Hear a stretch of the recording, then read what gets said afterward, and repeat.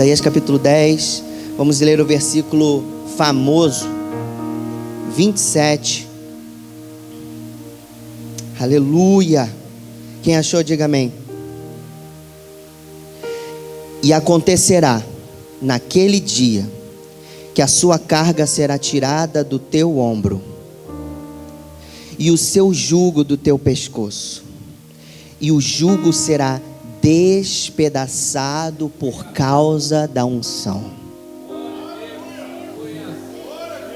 O jugo será despedaçado por causa da unção. Existe uma versão na King James 1611 que diz assim: e o jugo será destruído por causa da unção. Irmãos, que profecia! É uma profecia que ela está falando sobre Israel. Eu vou chegar lá, eu vou explicar para vocês. Mas a palavra de Deus, ela é viva. Ela se move, ela se aplica nas nossas vidas.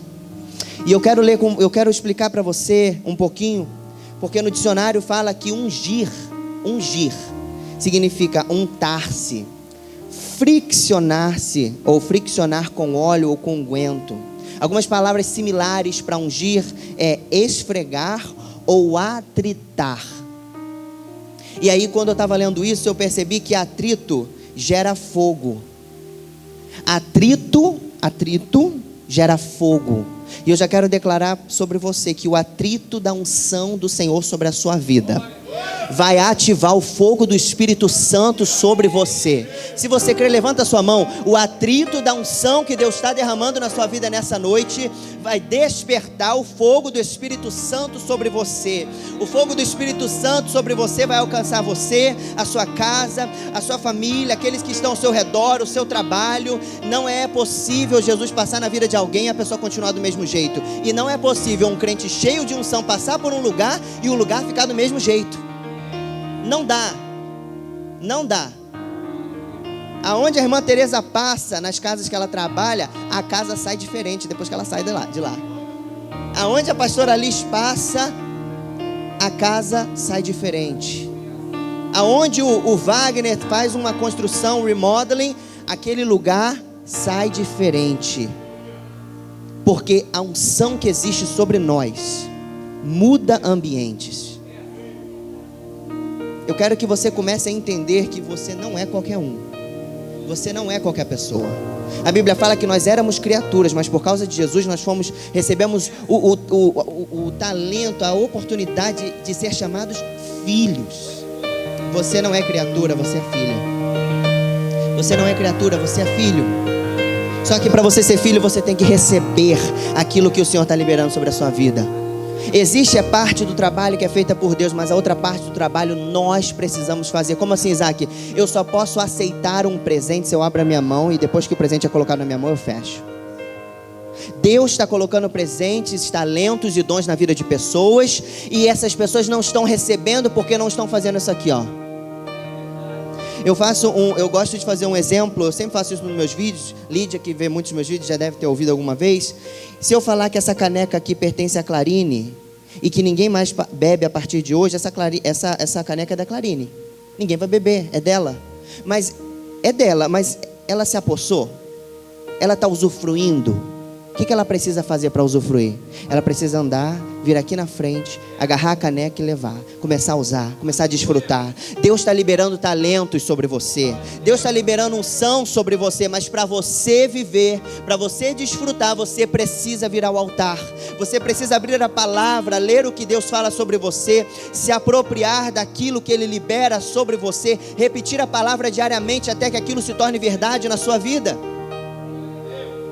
Deus quer mudar a vida de pessoas nesse lugar, assim como Ele está fazendo na minha. Aleluia. Irmãos, a unção do Espírito Santo, ela deixa uma marca em nós, em primeiro lugar.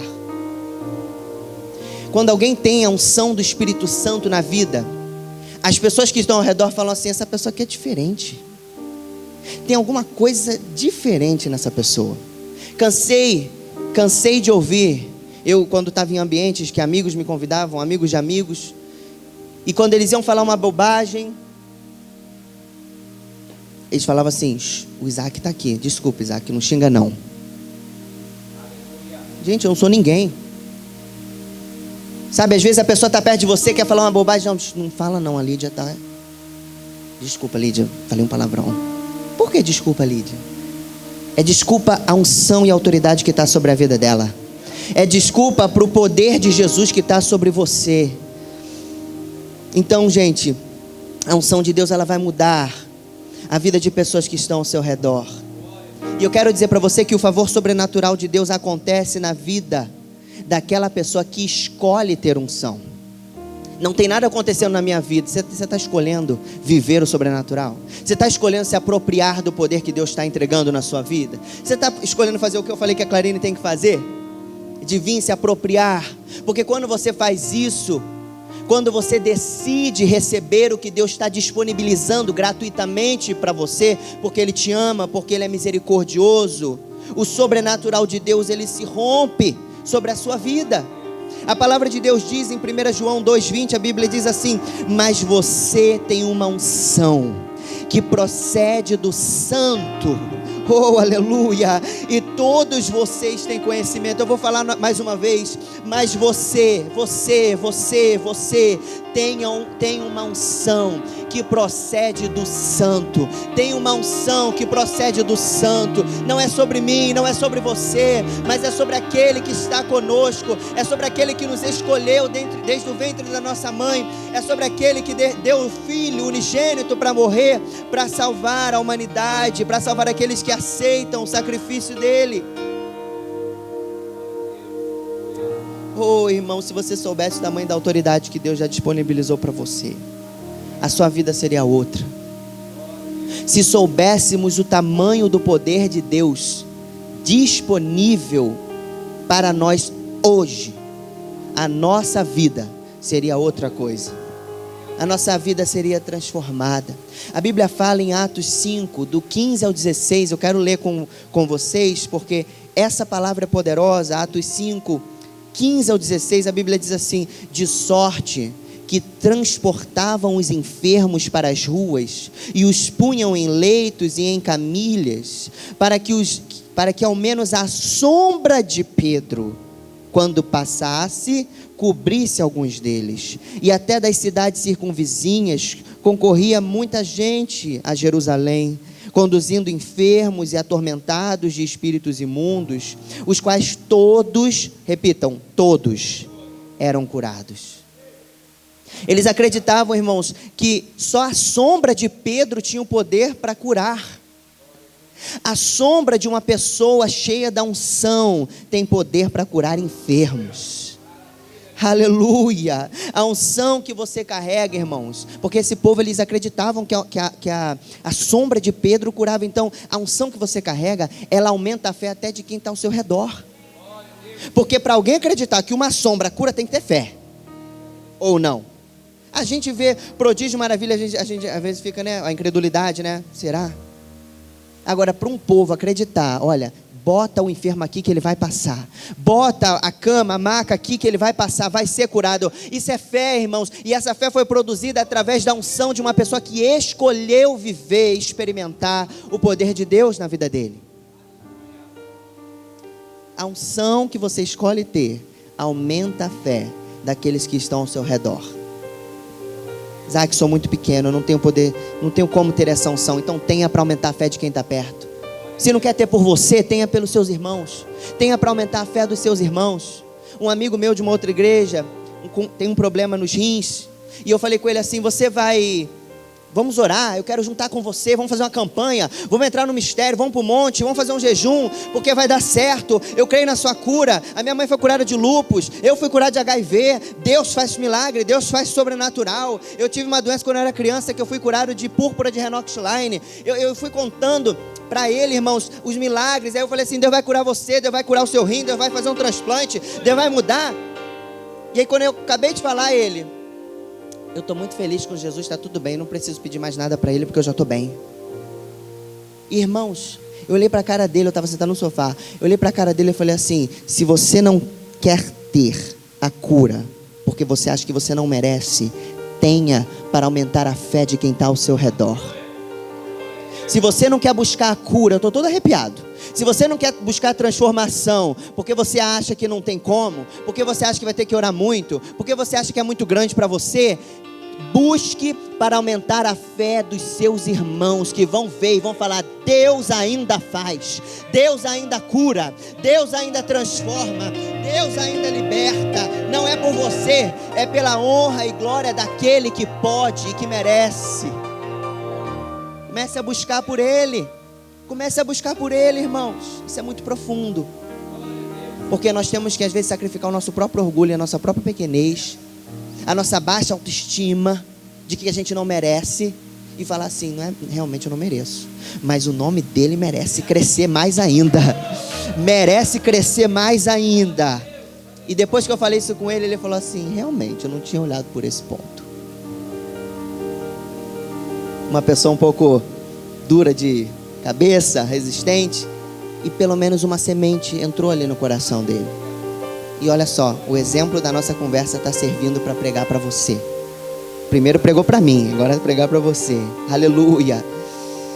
Irmãos, eu falei que a sombra de Pedro curava por causa do tamanho da unção na vida dele. Amém? Quem ouviu, quem concorda? Em diversas partes da Bíblia, Deus usa meios surpreendentes para curar pessoas. Isaac, aonde tem isso na Bíblia? Lucas 8,44 diz que a borda do manto de Jesus curava. Não está falando de Jesus, está falando da borda do manto. Jesus curava. Mas nesse momento, o item que foi utilizado para a cura foi a borda do manto. Não foi a carne, não foi a pele, não foi a unha, foi a borda do manto. Em Atos 19:12 diz que os lenços e os aventais tocados por Paulo geravam cura. Eu quero dizer para você, irmãos, que não é o objeto, mas é o poder que flui através de quem está usando o objeto. É o poder que está em você. É o poder que está dentro de você, que vai transformar vidas. Deus quer começar a usar você num nível de profundidade que você nunca foi usado antes. Deus quer começar a fazer coisas através de você que você nunca experimentou antes. E se você acha que já tem coisas grandes acontecendo na sua vida, prepare-se, porque o ano de 2024 será um ano onde Deus vai romper o sobrenatural na sua vida. O ano de 2024, se você crê, fica de pé, já começa a receber. O ano de 2024 será o ano do romper, do poder, da unção de Deus sobre a sua vida. Aleluia.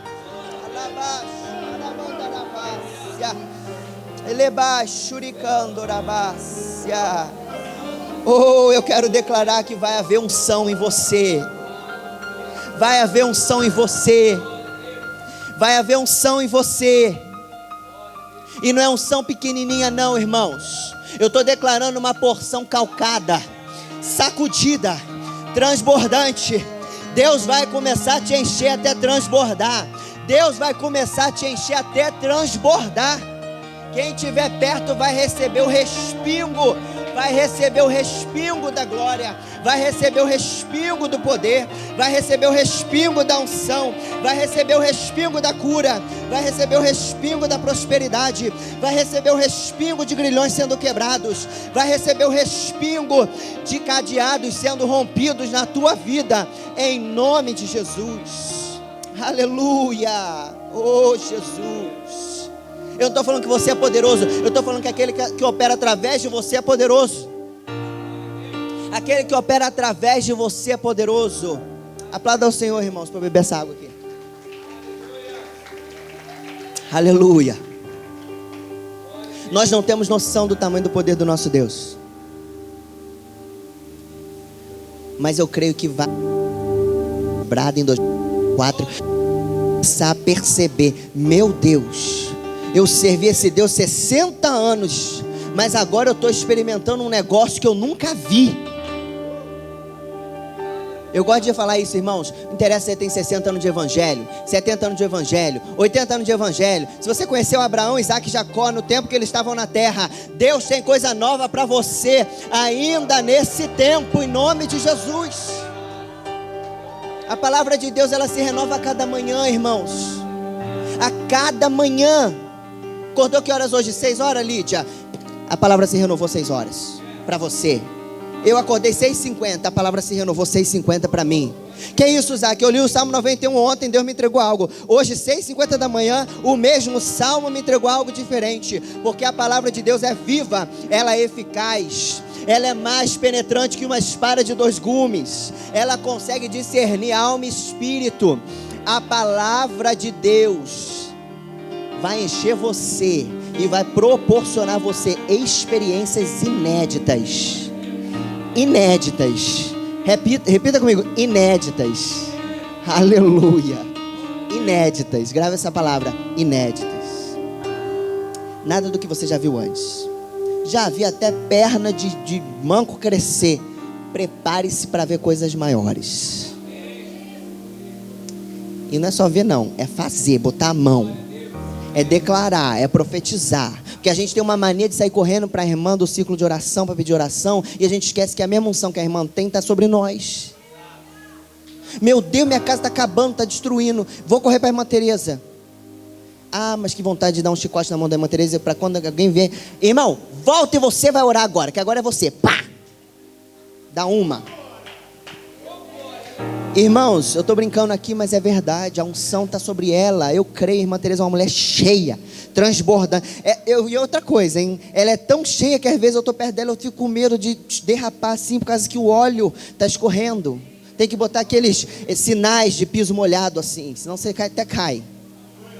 Mas eu também creio que o mesmo Deus que a irmã Tereza busca na madrugada é o Deus que eu busquei para entregar essa palavra para você nesta noite. O mesmo Deus que usa a irmã Tereza quando ela profetiza no ciclo de oração é aquele que foi lá no Rio de Janeiro, na praia de Copacabana, quando eu estava chorando, pronto para me suicidar naquele lugar. E Deus, um tempo depois, usou uma pastora que eu nunca vi na vida e falou assim: eu estava do seu lado quando você estava sentado na areia daquela praia e dizendo para mim, eu não tenho ninguém.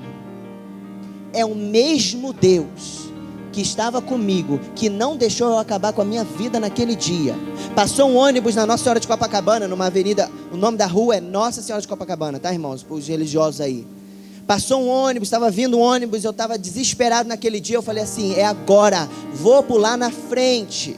Tentei me suicidar várias vezes, porque não existia mais felicidade dentro de mim. E eu quero dizer para você que o mesmo Deus que não deixou, porque a covardia muitas vezes é uma ferramenta que Deus usa para não deixar você acabar com a sua vida. Deus pode colocar um medo em você tão grande. Não é o diabo não, é Deus te freando. Não vai pular não. Eu vou pular, não vai. Vou pular dentro daquela água ali, vou ficar sem respirar, não vai. Vou pular da ponte Rio Niterói, não vai. É o mesmo Deus, irmã Tereza. É o mesmo Deus, é o mesmo Jesus, é a mesma cruz, é a mesma salvação, é a mesma redenção, é a mesma cura, é a mesma libertação, é o mesmo Espírito. É por isso que a gente é conectado um com o outro. É por isso que quando a gente chega na igreja a gente pode estar mal, mas quando a gente vê um irmão, a gente abraça, a gente sorri. Eu chego aqui, gente, eu não estou puxando o saco não, mas um dos melhores abraços, vou falar 1, 2 para não dizer que é o mais, né? Um dos melhores abraços que eu recebo nessa igreja é do Wagner, ele nem sabe disso. Eu sinto aquele amor de irmão mais velho, mas não é ele não, é o poder que está nele, é o Senhor Jesus que está na vida dele. Eu amo também um abraço do Márcio aqui, da Lídia, não vão ficar brigar comigo, gente. Eu amo todos vocês, irmãos, mas eu quero dizer para vocês que é o mesmo Espírito. Nós estamos conectados no mesmo Espírito. A unção de Deus é a mesma sobre nós. Aleluia. E agora eu quero aqui entrar na palavra que eu li no começo, Isaías 10, 27. Eu vou ler mais uma vez rapidamente para poder relembrar você. E acontecerá naquele dia que a sua carga será tirada do seu ombro, o seu jugo do seu pescoço, e o jugo será despedaçado por causa da unção. Isaac, por que essa palavra, da onde veio, qual é o contexto? Rapidamente, eu quero explicar para você. O povo de Israel estava querendo um rei. Eles queriam um rei assim como as nações circunvizinhas. Senhor, o Senhor que é o nosso líder, a gente quer um rei, a gente quer igual às outras nações. E Deus falou, olha, não é assim e tal. Nós bateram o pé, nós queremos um rei. E Deus mandou Samuel ungir Saul, consagrar Saul para ser o primeiro rei de Israel. Depois de Saul, Davi entra no trono, estou resumindo para vocês. e depois de Davi, Salomão. Só que a Bíblia fala que Salomão foi um homem sábio, um homem cheio de Deus, mas no final da vida dele, Salomão se corrompe. E por conta da corrupção de Salomão, por conta da idolatria de Salomão, porque casou com mulheres pagãs, uma consequência, uma herança espiritual. Quem estava aqui no culto da pastora Tânia Teresa sabe, ouviu sobre a herança espiritual. Uma herança espiritual veio sobre aquele tempo, sobre aquele povo. E o filho de Salomão, Roboão, começa a reinar quando Salomão morre, e ele começa a reinar com opressão ao povo, e começa a reinar com idolatria no meio do povo. Então, após a morte de Salomão, seu filho Roboão, ele inicia esse reino, irmãos, um reino de opressão. Um reino de opressão. E aí houve uma divisão no reino de Israel, entre o reino do norte e o reino do sul. O reino do sul era o rei de Judá e Benjamim, e ficou o reino do norte, o reino do sul ficou sendo chamado de Judá, e o reino do norte ficou sendo chamado de Israel. Estou resumindo aqui para vocês entenderem o contexto do jugo, despedaçar a unção. Quem está comigo diz amém. E aí a Bíblia fala que o povo de Israel, ele estava sofrendo sob o domínio assírio. O povo assírio era um povo maligno. E a Bíblia fala também que a Assíria, ela tinha sido levantada pelo próprio Deus, repita comigo, próprio Deus, para trazer juízo ao povo de Israel. Trazer juízo a quem? Ao povo de Israel. Isaías 10:5, eu quero ler com você, diz assim: ai da Assíria, a vara da minha ira, porque a minha indignação é como bordão nas suas mãos. Como assim, vara da minha ira? Deus está falando assim: a Assíria está sendo usada nesse momento da história como a vara da minha ira. Sou eu que estou usando a vara da ira através da Assíria. A ferramenta que Deus usou para corrigir Israel foi o reino da Assíria, o reino assírio. E a Assíria, irmãos, era um povo perverso, tá? Após ser usada para trazer o juízo, Isaías 10:12 diz assim, quero ler com vocês aqui rapidamente, não precisa abrir não, vou ler aqui com vocês. Por isso acontecerá que, havendo o Senhor acabado toda a obra no monte Sião e em Jerusalém, então visitarei o fruto arrogante do coração do rei da Assíria. Ou seja, vou usar a Síria para corrigir Israel, mas a Síria também é má, vai pagar depois. Porque Deus usa quem Ele quer. Ele vai usar você, mas se Ele quiser usar um inimigo, Ele também vai usar. Se Ele quiser usar um cachorro, Ele vai usar. Se Ele quiser usar a mula de balão, Ele vai usar. Então Deus usou nesse momento o reino da Síria. Mas para você não pensar que a Síria era um povo de Deus, Ele fala aqui claramente: não, daqui a pouco eles também vão receber o deles. É o Márcio rindo. Então a Bíblia, ela profetiza isso através do profeta Isaías, e a profecia realmente se cumpre, irmãos, porque a Síria é subjugada pelo reino da Babilônia. Só que quando a Bíblia fala com a gente assim, jugo, quem aqui sabe o que é um jugo? A maioria, né? Eu vou explicar rapidamente, tá? O jugo era um item, tá? Um apetrecho, vamos dizer assim, utilizado para nivelar dois bois. Então, você tinha aqui um boi, outro boi, botava aqui essa madeira, esse equipamento, e o outro boi ao lado, e dessa forma os bois ficavam nivelados, eles caminhavam no mesmo passo, eles andavam juntos, eles seguiam na mesma direção. Então, a Bíblia, quando ela fala nesse contexto sobre o jugo, ela está querendo dizer que o domínio da Assíria, o domínio do reino assírio estava sobre o povo de Israel. Jugo, irmãos, nesse contexto aqui, significa estar debaixo de servidão. Significa estar sofrendo, estar passando uma dificuldade, estar vivenciando um peso que aquele povo estava experimentando com o reinado do reino da Assíria. Isaac, você já explicou o que significa jugo. Me explica o que significa unção nesse contexto? Interessante, porque traduzindo do hebraico, a palavra utilizada para falar unção nesse texto é a palavra shemen, ou shemen, que significa gordura ou óleo. Em algumas das suas Bíblias, em vez de estar o jugo vai ser despedaçado pela unção, fala assim, o jugo vai ser despedaçado por conta da gordura. Então já está traduzido de forma correta do hebraico, de forma direta, perdão, do hebraico. Só que, por que o texto está falando sobre gordura, Isaac?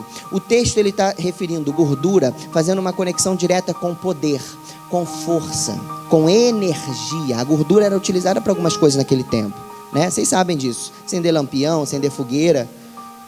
Então o jugo, ele seria despedaçado através do poder, da energia que vinha do Senhor dos Exércitos.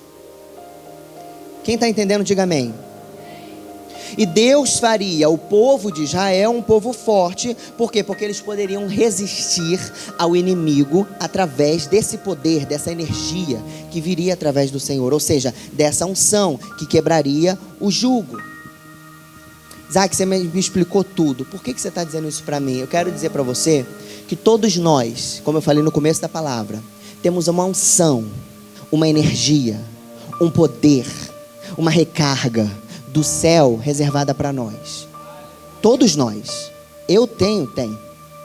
Mas eu nem sabia que eu tenho. Está sabendo agora. A palavra de Deus é para isso. É para te instruir. É para te explicar. Você não é o pobrezinho, coitado, desesperado. Você é um filho do Deus vivo. Você é filha do Deus Todo-Poderoso. Você tem um lugar celestial reservado para você. Você tem uma autoridade especial reservada para você. Só que o objetivo do diabo é fazer você não entender o quão especial, o quão poderoso através de Jesus você é. Esse é o objetivo do diabo. O diabo, ele não quer que você entenda quanta autoridade você tem através do nome poderoso de Jesus.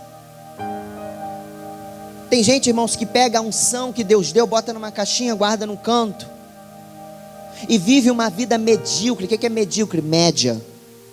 Você não está no lugar que Deus quer. Você não está vivenciando o sobrenatural que Deus quer para você. Você está no médio. Você está no mais ou menos. E as pessoas descartam todos os talentos que Deus tem para elas e ficam vivenciando essa vida triste, parada, arrastada. Essa vida dependente de irmã do coque para orar, para expulsar demônio, porque tem medo de expulsar demônio. Essa vida dependente de pedir ao pastor socorro, porque não sabe o que fazer na hora que a adversidade bate. E eu não estou aqui, irmãos, chicoteando ninguém. Eu estou dizendo para vocês que todos nós somos seres humanos, mas quando a gente começa a entender a autoridade que nós temos, as coisas começam a mudar na nossa vida. Eu tenho minhas dificuldades, eu tenho minhas lutas, eu tenho minhas guerras. E Deus tem me ensinado muito através dessas palavras que eu tenho pregado aqui na igreja.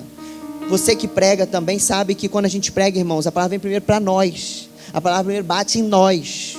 A Fernanda Passos, uma amiga em comum minha da Lídia, ela fala um negócio super legal. Ela falou uma coisa super legal. Ela fala assim: a palavra é igual uma espada de dois gumes. Quando ela sai para cortar outra, ela já sai te cortando aqui, ó. Ela está saindo para te cortar, mas esse lado da espada já está te cortando. E isso é muito real, irmãos. E essa palavra falou muito comigo. Só que a Bíblia fala, irmãos, em 1 João 2,24, a Bíblia, ela nos dá um alerta. A Bíblia, ela nos alerta. Quanto a vocês, cuidem para que aquilo que ouviram desde o princípio do quê? Da caminhada com Jesus, permaneçam em vocês. Permaneçam em quem? Em mim, em você. Se o que ouviram desde o princípio permanecer em vocês, vocês também permanecerão no Filho e no Pai. Por que a Bíblia está falando assim? Cuida para que permaneça, hein? Ó, vigia para permanecer. Se a Bíblia está falando para você vigiar para permanecer, é porque tem o risco de não permanecer. Se a Bíblia está mandando você abrir o olho para que a unção, o poder, a fé fique, é porque tem a chance de sair, tem a chance de enfraquecer. E é nesse momento que líderes, que pastores, que pregadores, que irmãos de oração, que mulheres cheias do poder de Deus, que obreiros, que diáconos, que músicos começam a descer a ladeira abaixo até parar, desistir, se entregar e morrer espiritualmente. Todos nós somos suscetíveis a guerras e guerras terríveis. Mas a Bíblia nos alerta nessa noite: cuidado, para que isso permaneça em vocês. Cuidado, para que a unção permaneça em você, para que a unção continue dentro de você, para que a unção continue revestindo você, para que o Espírito de Deus continue sobre a sua casa, sobre a sua família, sobre a sua cama, sobre o seu ministério, sobre os seus negócios, sobre os seus planos, sobre os seus sonhos. Cuidado para que permaneça, irmãos. Eu quero declarar que você não vai deixar a unção de Deus diminuir. Eu quero declarar que a presença não vai se afastar de você. Eu quero declarar que você vai ser vigilante a um ponto que quando você começar a perceber que o diabo quer te paralisar, quer diminuir o poder da unção na sua vida, você já vai começar a trabalhar contra ele. A Bíblia diz assim, ó: as portas do inferno não prevalecerão contra a igreja do Senhor. A Bíblia não está falando que a porta do inferno vai ser lançada em cima de você, vai te machucar. Ela está falando assim, a porta está lá, a igreja vai começar a marchar, a igreja vai começar a caminhar, e a igreja vai arrebentar com as portas do inferno, vai entrar lá dentro, vai resgatar quem tem que ser resgatado. E é óbvio que a gente está fazendo sentido figurado do mundo, do plano natural. Vai resgatar quem está lá dentro, vai gerar cura, vai gerar libertação, depois vai trazer todo mundo para fora da porta do inferno. Não vai prevalecer. O que o diabo preparou sobre a sua vida não vai prevalecer. A palavra de maldição que veio lá do Brasil contra você não vai prevalecer. A doença que está começando a querer aparecer em você não vai resistir. Vão haver diagnósticos que vão confundir os médicos a partir dessa palavra. Diagnósticos que vão deixar os americanos doidos. It was here, it was right here. Estava aqui a doença, cadê? Não está mais. Meu marido está endemoniado. Vai virar um santo no nome de Jesus. Vai preparar café e levar na cama para você no nome de Jesus. Meu filho está na droga. Vai entrar na igreja, vai servir, vai entrar no corpo de obreiro, vai ser diferença na casa do Senhor, no nome de Jesus. E se o diabo falar alguma coisa, então vou dobrar o jejum, vou dobrar o monte, vou dobrar a campanha, porque eu sirvo a um Deus poderoso, que faz todas as coisas, Ele coopera para o bem daqueles que amam a Deus. Aleluia. Irmãos, finalizando a palavra, eu não sei como você permitiu chegar ao ponto de desacreditar da unção na sua vida, da unção de Deus na sua vida. Como assim? Existem pessoas que não vigiaram, como a Bíblia nos instrui em 1 João. Elas deixaram acontecer. Sabe o deixa a vida me levar? Vai relaxando, vou deixando, e você vai descendo ladeira devagarzinho, tá? Porque o diabo é sutil. O diabo não te arranca da igreja de uma hora para outra. O diabo não te tira do altar em 24 horas. De pouquinho em pouquinho, ele vai te enfraquecendo. Uma vez eu ouvi obviamente que foi um sentido figurado, mas fez muito sentido. A irmã falou assim: você começa na igreja sentando na primeira fileira, depois você vai para a terceira, depois você está lá no meio, quando vê você está no último banco, e depois você está lá fora. O diabo, ele é lento, mas ele é eficaz nos planos dele.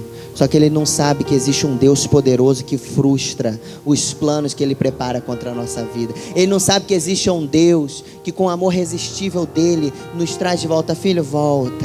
A Bíblia fala em Jeremias assim, ó: com amor eterno eu te amei, por isso com benignidade eu te atraí. Eu estou falando de uma benignidade, de um amor que não dá para resistir.